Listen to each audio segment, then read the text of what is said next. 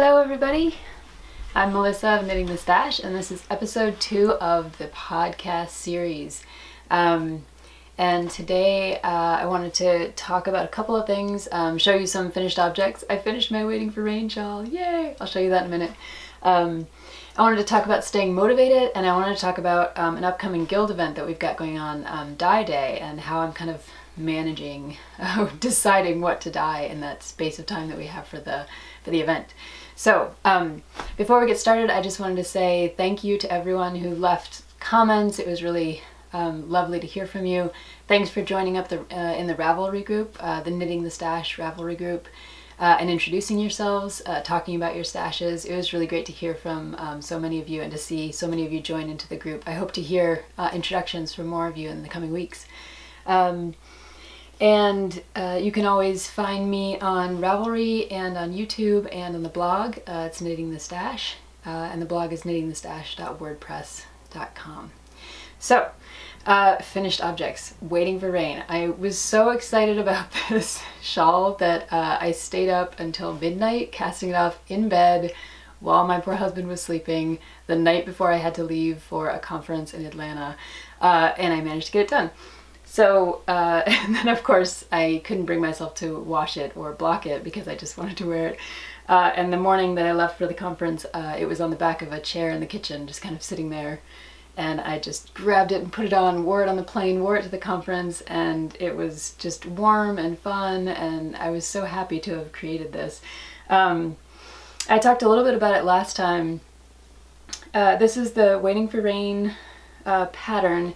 And again, it's still not washed and blocked. I really need to do that. I should probably invest in some T-pins and blocking wires and all those things that lace knitters need, but I never thought of myself as a lace knitter until now. The cool thing about this shawl is that it really, it's not the worse for wear if it's not blocked, so that's kind of nice. There are a couple things that I mentioned about it last time. I used 2 different colors of Madeleine Tosh Twist Light. This is a singles yarn. I wasn't sure how it would turn out. I'm still not sure how it will wear, but I'll have to keep you posted on that. The nice things about this pattern, and you've probably seen on Ravelry, so many people have made this pattern in so many different ways, and they're all so beautiful. I love just looking at the galleries.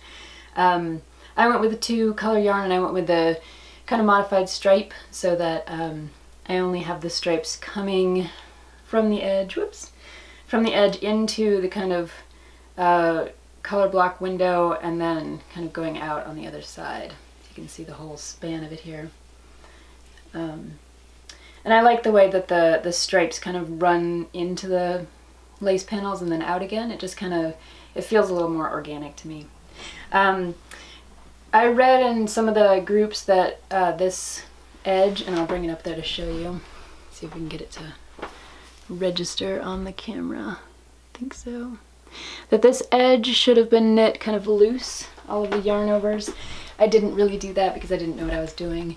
But the nice thing about it is that if you can kind of see from here, it kind of drapes and holds to your shoulders a little bit. So if I were to wear it as a regular shawl, it would kind of, it kind of sits, it kind of hugs your neck and your shoulders. Things I love about it also include these adorable little curlicues that kind of fall down no matter how you wear it. It's really pretty fun to kind of let them hang down, and I'm wondering if I block it, what will actually become of them. I assume I could maybe block them so that they stay cute and curly, but we'll see. So for now, I'm just gonna wear it because it's warm and it's lovely. I would highly recommend the pattern. It's super easy to knit, super easy to modify if you want to move your lace panels around. The pattern is really intuitive in that way, and I feel like I learned a lot about lace finishing this off. So super excited about this. Now as for travel knitting, since I finished this the night before my trip, I was kind of at a loss, and for those of you who read the blog, you know that I grabbed a skein of yarn that was intended for some knee socks and just kind of went to town. This is, pull this out here. This is the skein of yarn. Bring it up so you can see the colors. I think you'll be able to see the colors. Yes, maybe. And this is from an indie dyer, and I really just loved, I think it's called Sunset at the Lake or something like that, and I loved it. So I got 2 skeins to make knee socks, so I can use one skein for one sock and one for the other. And this is how the sock is coming out. It looks very narrow so far, but I've tried it on several occasions, and I do think you can see it there. I do think it's coming out to be the right size. And this, my good sock knitting needles are still in the other pair of socks that are not quite finished. And so I tried initially knitting this sock with a larger gauge needle, and it just produced this kind of massive floppy cuff that I started with. So the first thing I did when I got on the plane was rip out the cuff and start over with much smaller needles. These are 2.25 millimeter needles. I think they're, let's see, a US size 1, but you know how those US sizes vary. They're 2.25 millimeter. And I just kind of guessed at the gauge based on the cuff that I had in front of me, based on what I had with my other knee sock, and it worked out. So I don't know if that was just dumb luck or I have an eye for gauge at this point or what, but it's working, so I'm just gonna roll with it. And as far as pattern goes, I don't really have one. I'm a little bit nervous about the second sock, being able to replicate what I've done here. But the cool thing about this sock is that I used the hippity hop pattern as a kind of base just to get the sense of reductions for knee socks, right? Because knee socks you need to have a really stretchy long kind of cuff that's going to try to hold the top of your leg, and then you need to make reductions down so that by the time you get to your ankle, for people like me who have kind of like little chicken legs, you need reductions down to the ankle, but you need them spaced out, kind of like a sweater sleeve, right? And then the thing about knee socks too that's nice is if you can, and this is what I did here, if you can kind of continue the pattern, I'll try to turn it in the light so you can see it, continue this twisted rib pattern in just a section down the front and in a section down the back, it'll kind of squeeze your leg a little bit more. It's a little bit more like a tube sock. And that way, you know, this is all in hopes that it will stay up and actually work. This is a merino cashmere nylon blend, and so it should be kind of tough. It is super wash, so not that I would throw it in the washing machine, but it'll have a little bit of a longer life, I hope, in washing and wearing. So pattern-wise, I just kind of used hippity hop as a basis for the measurements, obviously not getting the same gauge as that pattern, so I'm kind of improvising. Improvised all of this, and then went back to my old trusty Susan B. Anderson How I Make My Socks pattern for my heel flap and gussets, and now I'm down at the foot. So the tricky thing will be how to replicate this for the next sock. The nice thing is I did this with no stitch markers and no pattern, and so I learned a lot about myself as a knitter and trying to read my stitches, and so my hope is that when I get to the second sock I can look at this one, do a little bit of reading of the pattern that is in my head and is on the sock, embodied in the sock, and then transfer that to the next sock. So we'll see. And I'm not so concerned about them being perfect. There were a couple moments when I had to rip back or drop down and kind of, I had some pearls that had turned into knits, etc., etc. And it was great. It was really this has been an empowering sock experience. And so I think doing the second sock will be just as empowering. So that's exciting. So that's kind of like what's been going on, finished and in progress at the moment. And I wanted to talk a little bit about how I stay motivated as a knitter and as a spinner. I think for a lot of us, I mean, most of the time I think to myself, I don't have enough time to do all the things I want to do. And that is motivation enough. You know, I want to finish the sock, or I want to finish the shawl, and I want to wear, you know, the sweater somewhere, or whatever it is. But there are times when, more than anything else, I feel kind of overwhelmed by the stash that I have, which is right now kind of towering over me. So I'm in constant, I'm constantly thinking about it while I'm sitting here. And so staying motivated for me is often like, well, I've invested some money and some time into picking out supplies, but I don't always have the time to knit or to spin up everything that I have. And so how do I stay motivated in the face of like a daunting amount of potential or planned projects. And maybe that's something that you guys experience too. And in a few minutes, I have a little challenge for us that might help us along with kind of getting through our stashes a little bit more and being less intimidated by them. So what do? I keep a bunch of projects going in the background, so you know that about me from last time. I have the other set of knee socks on the needles that I've had on the needles for almost a year now. I have one sock down and the other sock pretty well along. The thing about those knee socks is it's a cabled pattern. I'm not totally competent enough to just memorize a cable pattern like I can a lace pattern or other types of patterns. And so when I sit down to work on those socks, I need to sit down and work on those socks and concentrate on them. And so that's not a project that I can take with me very easily, and it's not a project that I can just pick up and just work on, because I need to then go back through the pattern and kind of, you know how it is, right? So I have that going in the background, and it's wonderful, and that kind of keeps me motivated to finish those socks, but it's a particular kind of project. And then going on in the background, as I mentioned last time, I always have a blanket, and I brought it up this time so you could see it. It's a massive kind of mess right now because the main body of the blanket is finished, which is cool, and you can kind of see the pattern here a little bit. And this blanket is structured so that you make a big square using this pattern that's very easy to memorize, very easy to repeat. You can take it in the car, you can just pick it up and go and read your knitting and no problem. But then at the end, what you have to do is pick up all your stitches around the outside edge and do this massive cable pattern. And that is, again, going to require some chart reading and some attention. So while this was once excellent background knitting, it is now the kind of knitting that requires my attention. And so that's one of the reasons that I picked up this shawl, because I needed something a little different, a little something new, something that I could memorize and take with me and work on. Same for those socks. You know, wanting to have travel projects, wanting to have projects going in the background. So one of the ways that I try to stay motivated and not too overwhelmed by all the projects in my brain is to pick a few and allow them to kind of run in the background. I think of myself, I used to think of myself as a kind of monogamous knitter, and I am when I get to a project that's like, oh, just dying to finish it. You know, every once in a while I'll get back into, this is it, this is the only thing in my mind. But I learned a few years back that what I like to do is actually have these projects in the background so that I can feel like as one is going, I can pick up another, and then pick up another, and pick up another, and it just kind of, it moves me along and it keeps me going. Because if I want to travel, I can pick up this one. If I want to work on the cables, I can pick up that one. If I'm, you know, thinking about the blanket and mindless kind of knitting in front of the TV, I can do that too. So that's one strategy, is to try to keep a kind of staggered set of patterns going.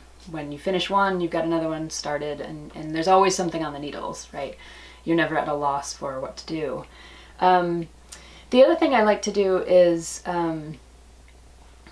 have a chance to switch things up. So if I've been working on that blanket pattern for a long time, it's nice to switch to a shawl, it's nice to switch to a sock, and I like to try to not be too rusty about my basic patterns, like how to knit a sweater. I like to kind of have it in my head, like, this is how you knit a sweater from the bottom up with these particular set-in sleeves. If I can kind of keep myself not too rusty with that, I'm pretty happy. If I can keep myself not too rusty about how to make a sock, I'll be happy. So it's nice for me to kind of have a little bit of everything going on. I like to have a lot of things to look forward to. So I'll talk about dye day in a minute. That's something to look forward to. You know, dyeing up different kinds of things. And that then you have new stash that's been reimagined, and you have new things to motivate you. But I think staying motivated for me is hardest because I have a large stash of fiber and yarn, most of which is earmarked for particular projects. So, for example, I have, and I've had, it's funny, I should show you this. I have this yarn that's all ready for my next sweater project, and I love it. It's a Targhee worsted 100% American wool. Oh, it's just squishy and lovely, and there's so much of it. When I got these hanks, I really just could not, I'm not sure if you'll be able to see them. I could not believe how big they were. So this is enough to make a sweater, and then some, I think. This is Targhee worsted 616 yards per skein, and the colorway is a hazy shade of blue. It's really beautiful fiber. And I've had this in my stash now for, oh, let's see, maybe 2 months. And the weird thing is, I found the sweater pattern, I ordered this yarn specifically for it, and I was so excited to do it, and then I got sidetracked because I had promised Cynthia that I would make her those dance pants, and so I had to do the dance pants. That was a monogamous thing for quite a while because I wanted to get it done. And then after the dance pants, I was working on the socks again. I thought, oh, I've got to get my socks and the blanket done because they're kind of sitting there waiting for me. So I was working on those for a little while, and then I thought about waiting for rain, and then, so anyway, it turns, you know, I'm going to start this sweater immediately. I have the pattern on the coffee table. I've read through it. I know what's going on. I have the yarn. Went to, well, it's sitting in the stash for a couple of months until I can actually get back to it. So that's my motivation problem. It's not really a motivation problem. It's a problem of stash. It's a problem of being overwhelmed. And so one thing that I wanted to challenge all of us, maybe anyone else who has this same kind of problem, is a kind of 4-ounce challenge. And as I started thinking about this challenge, it started to make sense to me, like, okay, if I add up the fiber that I have, or I add up the yarn that I have, and I think about it in 4-ounce quantities, right? And a 4-ounce quantity is pretty small. If you're thinking about fiber, this is 4 ounces. Well, that's pretty reasonable, right? If you're thinking about yarn all caked up, this is about 4 ounces. Not too much, right? That knee sock I was working on, I'm about 2 ounces in, and it's been about 4 days. So what I was thinking with this 4-ounce challenge is to see if anyone else wants to join me and basically try to use at least 4 ounces of fiber or yarn every 2 weeks. So it's like an 8 ounce a month or 4 ounces every 2 weeks kind of challenge. Doesn't matter what you do. If you spin, if you knit, if you crochet, if you're well, if you're weaving, you might get through much more. So I'm not sure about the weavers. But at least spinning, knitting, crochet, using 4 ounces every 2 weeks for one thing or another. You know, it doesn't mean finishing a project, it just means putting 4 ounces towards something. So I finished the shawl and I started on those socks, and that was easily 4 ounces altogether for the second half of this and the first sock of that. And the 4-ounce challenge is something that I'll put up on our Ravelry group if anybody else wants to join in. And it's something that maybe if we get enough people interested and involved, we can try to set up some milestones for ourselves and some giveaways and things to help us stay even more motivated, right? Beyond even just using 4 ounces of our stash every couple weeks. The thing for me about this is that I'm excited to try to not acquire too much more stuff at the moment, but to try to work through what I have and really mindfully work through it and think about how much I can knit or how much I can spin in a reasonable amount of time. Not stressful, not like Spinzilla, not like you know, some kind of competition or race, but just in a kind of mindful way, like thinking about how much knitting and spinning I actually do comfortably in a week, given work and children and, you know, life and everything else that happens. But this seems pretty reasonable to me. Spin this up, that's 4 ounces. Work on part of a sock or a shawl, you're at 4 ounces, no problem. So if anybody wants to join me, check out the Ravelry group after this episode of the podcast goes live, and there'll be I'll set up a discussion string for us so you can share what you're working on, what your 4 ounces is going toward that week or those 2 weeks, and we'll help each other get through our stashes, and I think that'll be kind of fun. Okay, so that's one part, and the other thing I wanted to talk about today is Dye Day, which is coming up this Saturday.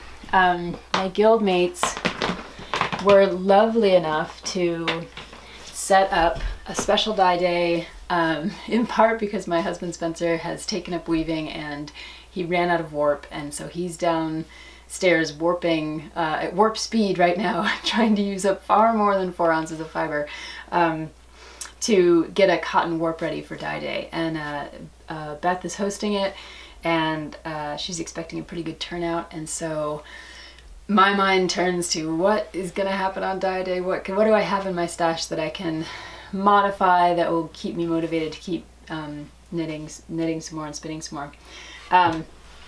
So I went through things last night, and I have a small pile of things that I thought I'd show you. It's interesting because, pull this stuff out, because you know, I'd normally think to myself, oh, it's dye day, I want to dye all my white yarn, or my light colored yarn, something pretty, right? And I actually acquired, you can see this back here, I think. I acquired some very plain, non-superwash merino cashmere yarn. Might just be merino, I'll have to look back and see. A few skeins of it, and I thought, this is enough for a sweater. I could dye it up, or I could dye it separately and do socks. And then when I got it, and I looked at it and I squished it, and I thought of this lace I was just working on, and I thought of all the beautiful, crazy white lace patterns I've seen, and I just can't bring myself to dye it quite yet. So ironically enough, this is not going to dye day. This is going to stay white for a little while. And as I look through a lot of my stash fibers, there's a lot of white yarn that I love, and I just want to keep it white. And as a knitter, when I first started knitting, or spinning, I didn't really think that much about the value of a white or a neutral or a gray, or, you know, those kinds of colors for backgrounds. But I've come to really love them, and I've really come to appreciate them as contrast colors, if you can do fair isle, or as borders for blankets, or as just spun up. I mean, white fresh hand spun is gorgeous. In fact, some of the first hand spun I ever bought was from a spinner who just had spun up some white Falkland, and it was just delicious. So I ended up not really pulling out a lot of white fiber or yarn for dye day, which kind of surprised me. What I did pull out is, I did pull out a little bit because I felt like it's not such a bad idea. So I have some polypay here. This is 4 ounces altogether. I actually had another 2 ounces of this that I dyed at the last dye day, and it came out pretty beautifully. It came out like this. Let's see if I can show you here. Maybe it'll show up on the camera. The colors may be a little better back here. It's hard to tell. Blues and purples are always so hard to pick up. So this is a kind of 2 or 3 shades of blue and purple. Maybe you can see it back there a little better. And I dyed it as roving and spun it up, and I love it. I love the saturation of the color and the way that it didn't felt. During the dyeing process, it was just perfect. So I thought, I'll go for the rest of my polypay, dye it up, probably not to match this, but maybe something close, and see what happens. So that's my white yarn for dye day. And what I thought I'd do more than white is to try some over dyeing, because I haven't done that before, and I have some stuff in my stash that I'm really not that excited about, and I don't quite want to sell it or get rid of it. I just wish I could use it. So I have this, which is from Fat Cat Knits. It's just a kind of red and blue. It was a custom colorway that somebody else was destashing, and it was kind of part of a bigger group of fiber, so I didn't pick it out in particular. But now that I have it, I don't really want to spin it up like this. So I really want to try over dyeing it, and just to see what happens. It's a superwash merino, it's comb top, and I'm just feeling a little adventurous because I don't really have anything at stake here. I just want to try it out. I'll show you the color back here a little bit. So I'm going to try it out. I'm going to try to over dye it. Probably something blue, purple, red, something that'll work with the colors that are already on there. And then the other thing I'm going to over dye. There was a shepherdess here in town who has a flock of Shetlands, and back in, oh, this might have been a year and a half ago, when I started sourcing some yarn from some local farmers and featuring local small farms on the blog, I found Judy and Judy's Shetland sheep, and this yarn, oh, it still smells. You guys understand. It still smells delicious. It has some lanolin, just a little bit of lanolin left in it, I think. Not enough to disturb the dye, but a little bit of lanolin. And what she did with her Shetland, I have about 6 skeins of this. She had white, you know, Shetland comes in all kinds of different colors. It's one of those beautiful sheep that breeds that naturally comes in all these different shades, and that's why a lot of people use Shetland to make the hap shawls and the different kinds of projects that require different colors. So she has all different colored Shetland sheep, but when she sent it to the mill, she ended up getting it blended, and she wasn't very happy with the blend, which came out, I mean, you can probably see this is a brown, you know, let's see if we can get it to show up on the camera. Maybe. The light in here is a little funny. So it's just a plain kind of brown, not too terribly dark. And so I want to try to get a little red in this, or a little purple or something. And I think what'll happen is it'll come out kind of heathered, which I love. And then it'll be perfect for a sweater, kind of like that Targhee. So that's the plan for dye day, is to try to over dye those things, over dye this guy, and do a little bit of white, polypay. And one thing I thought I'd talk about just briefly before the end of the podcast is at what stage do you do your dyeing?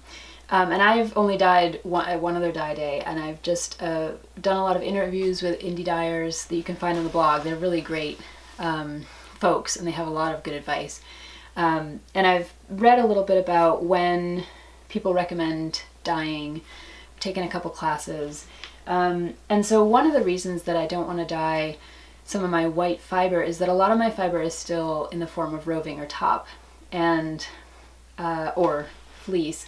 And it's perfectly fine to dye at any stage. I mean, people dye their fleece right after they've washed it. It's already wet, it saves water. It's especially easier if it's not a fine fleece, like a merino or a cormo or something like that, or Rambo.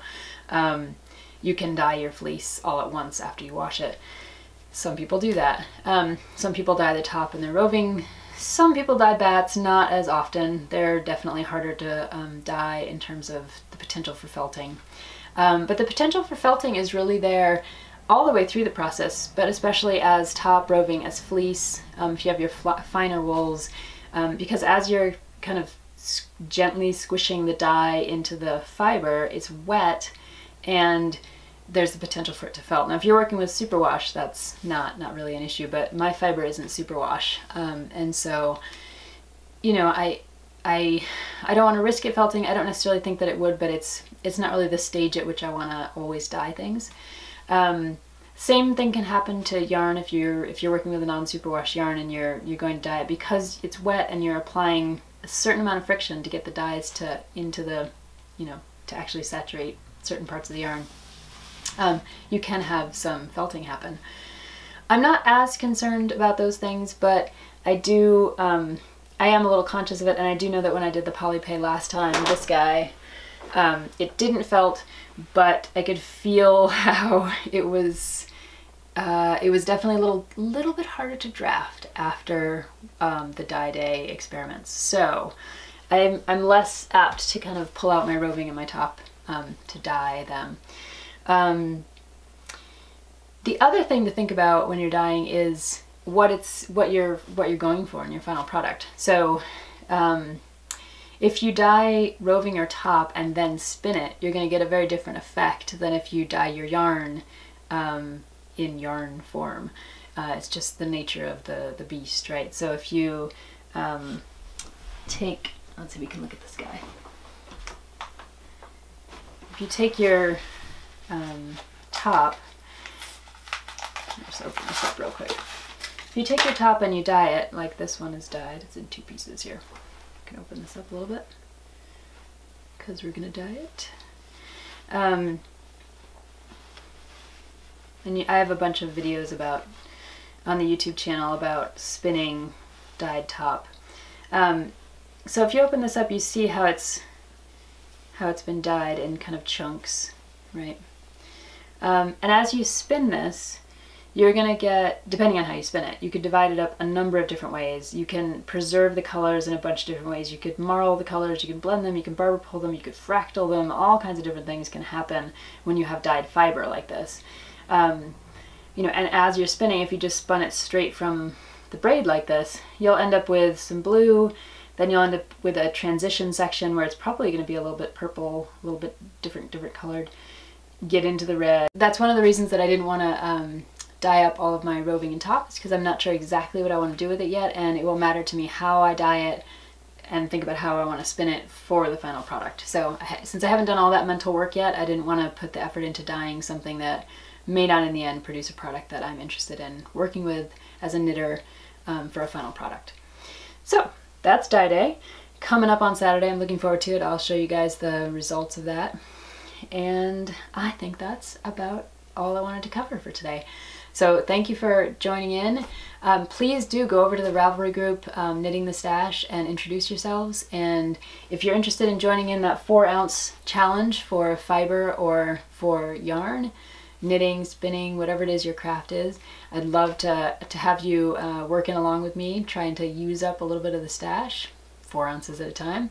And you can always check back on the blog in the meantime until I podcast again. KnittingtheStash.wordpress.com, and I hope to see you all soon again. Thanks for tuning in. Bye.